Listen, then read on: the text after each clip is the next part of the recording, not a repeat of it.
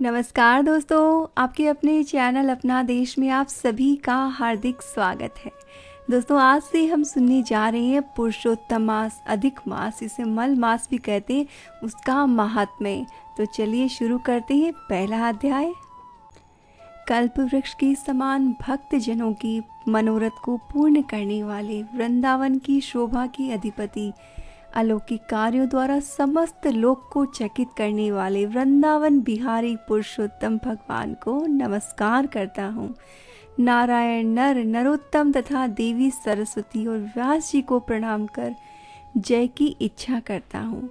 यज्ञ करने की इच्छा से परम पवित्र नैमिषारण्य में आगे कहे गए बहुत से मुनि आए, जैसे असित, देवल, पैल, सुमंतु, पिपल्यान, सुमति, कश्यप, जाबाली, भृगु, अंगिरा, वामदेव, श्रुतिक्ष्ण, शरभंग, पर्वत, आपस्तंभ, मांडव्य, अगस्त्य, कात्यायन, रतिरथ, ऋभु, कपिल, रैभ्य, गौतम, मृदगल, कौशिक, गालव, कत्रु, अत्रि, बभ्रू, त्रित, शक्ति, बधु, बोधायन, वसु, कौंडिन्य, पृथु, हारित, ध्रुम, शंकु, संकृति, शनि, विभांडक, पंख, गर्ग, काणाद, जमदग्नि, भरद्वाज, धूमप, मौन, भार्गव, कर्कश, शौनक, महातपस्वी, शतानंद, विशाल, वृद्ध, विष्णु, जर्जर, जय, जंगम, पार, पाशधर, पुर, महाकाय, जैमिनी, महाग्रीव, महाबाहु, महोदर, महाबल, उद्दालक, महासेन, आर्त, आमलक प्रिय, ऊर्ध्व बाहु, ऊर्ध्व पाद, एक पाद, दुर्धर, उग्रशील, जलाशी, पिंगल, अत्रि, ऋभु, शांडीर, करुण, काल, कैवल्य, कलाधार, श्वेत बाहु, रोमपाद, कद्रु, कलाग्री, रुद्रग, श्वेताश्वर, आद्य, शरभंग, पृथुश्रवस आदि शिष्यों के सहित ये सब ऋषि अंगों के सहित वेदों को जानने वाले, ब्रह्मनिष्ठ, संसार की भलाई तथा परोपकार करने वाले, दूसरों के हित में सर्वदा तत्पर, श्रौत स्मार्त कर्म करने वाले, नैमिषारण्य में आकर यज्ञ करने को तत्पर हुए। इधर तीर्थ यात्रा की इच्छा से सुज्जी अपने आश्रम से निकले और पृथ्वी का भ्रमण करते हुए उन्होंने नैमिषारण्य में आकर शिष्यों के सहित समस्त मुनियों को देखा। संसार समुद्र से पार करने वाले उन ऋषियों को नमस्कार करने के लिए पहले से जहाँ वे इकट्ठे थे वहीं प्रसन्नचित सुज्जी भी जा पहुँचे। इसके अनंतर पेड़ की लाल छाल को धारण करने वाले प्रसन्न मुख, शांत, परमार्थ विशारद, समग्र गुणों से युक्त, संपूर्ण आनंदों से परिपूर्ण, ऊर्ध पुंडधारी, राम नाम मुद्रा से युक्त, गोपीचंद मृतिका से दिव्य, शंख चक्र का छापा लगाए हुए, तुलसी की माला से सुशोभित, जटा मुकुट से भूषित, समस्त आपत्तियों से रक्षा करने वाले, अलौकिक चमत्कार को दिखाने वाले, भगवान के परम मंत्र को जपते हुए, समस्त शास्त्रों के सार को जानने वाले, संपूर्ण प्राणियों के हित में संलग्न, जितेंद्रिय तथा क्रोध को जीते हुए, जीवन मुक्त जगत गुरु श्री व्यास जी की तरह और उन्हीं की तरह निःस्पृह आदि गुणों से युक्त उनको देखकर उस नैमिषारण्य में रहने वाले समस्त महर्षिगण सहसा उठ खड़े हुए। विविध प्रकार की विचित्र कथाओं को सुनने की इच्छा प्रकट करने लगे। तब नम्र भाव से सुज्जी प्रसन्न होकर सब ऋषियों को हाथ जोड़कर बारंबार दंडवत प्रणाम करते हुए ऋषि लोग बोले, हे सुज्जी, आप चिरंजीवी तथा भगवत भक्त हो। हम लोगों ने आपके योग्य सुंदर आसन लगाया है। हे महाभाग, आप थके हैं, यहाँ बैठ जाइए। ऐसा सब ब्राह्मणों ने कहा और इस प्रकार बैठने के लिए कहकर सब जब तपस्वी समस्त जनता बैठ गई, तब विनय पूर्वक तपोवन वृद्ध समस्त मुनियों से बैठने की अनुमति लेकर प्रसन्न होकर आसन पर सुज्जी बैठ गए। तदंतर सुत को सुखपूर्वक बैठे हुए और श्रम रहित देखकर पुण्य कथाओं को सुनने की इच्छा वाले समस्त ऋषि यह बोले। ऋषि लोग बोले, हे सुज्जी, हे महाभाग, आप भाग्यवान हैं। भगवान व्यास के वचनों के हार्दिक अभिप्राय को गुरु की कृपा से आप जानते हैं। क्या आप सुखी तो हैं?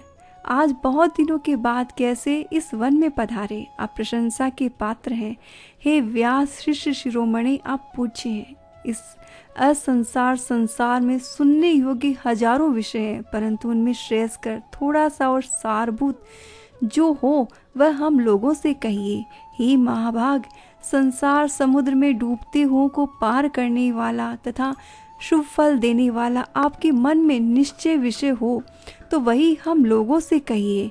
हे अज्ञान रूप अंधकार से अंधे हुओं को ज्ञान रूप चक्षु देने वाले भगवान के लीला रूपी रस से युक्त परमानंद का कारण, संसार रूपी रोग को दूर करने में रसायन के समान जो कथा का सार है वह शीघ्र ही कहिए।